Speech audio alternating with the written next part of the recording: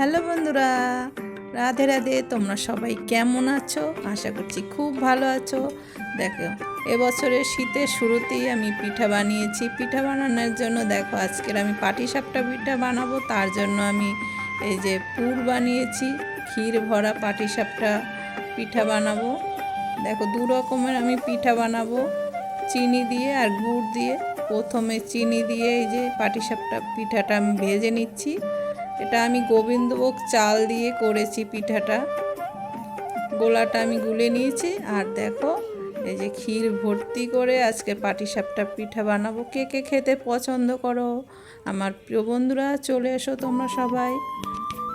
দেখো, ক্ষীরটা আমি বানিয়েছি, দুধ দিয়েছি, আমল দুধ দিয়েছি, তারপরে খোয়া ক্ষীর দিয়ে তারপরে আমি ক্ষীরটাকে বানিয়ে নিয়েছি।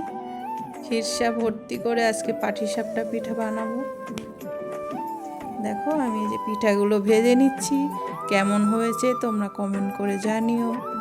তোমাদের সবার জন্য রইলো অনেক ভালোবাসা। তোমরা এভাবে পাশে থেকো আর ভালোবাসা দিয়ে একটু একটু করে পাশে থেকো, আর সবাই আমরা একসাথে এগিয়ে যাব। দেখো, আমি পিঠাগুলো ভেজে নিয়েছি। এটা চিনি দিয়ে বানিয়েছি। এবার আমি গুড়ের পিঠা বানাবো। এই দেখো, গুড়ের জন্য আমি গোলাটাকে গুলিয়ে নিয়েছি। তারপর এবার পিঠাগুলো আমি ভেজে নিচ্ছি। কেমন হয়েছে বলো? দারুণ কিন্তু খেতে হয়েছিল। আর গুড়ের পিঠা তো জানোই কত সুন্দর লাগে খেতে, আর গুড়ের ছেনটা কিন্তু খুব অসাধারণ লাগে। তোমাদের কার কার ভালো লাগে শীতের এই পিঠা তোমরা অবশ্যই কমেন্ট করে জানিও। আর কে কে খেয়েছো সেটাও জানিও। আর তোমাদের সবার কেমন লাগে, কোন কোন পিঠা তোমরা খেতে পছন্দ করো, সবাই কমেন্ট করে জানিও। সবাই কিন্তু খুব খুব ভালো থেকো। আর পিঠাগুলো কেমন হয়েছে তোমরা অবশ্যই কমেন্ট করে জানিও। দেখো, পিঠাগুলো আমার ভাজা হয়ে গেছে।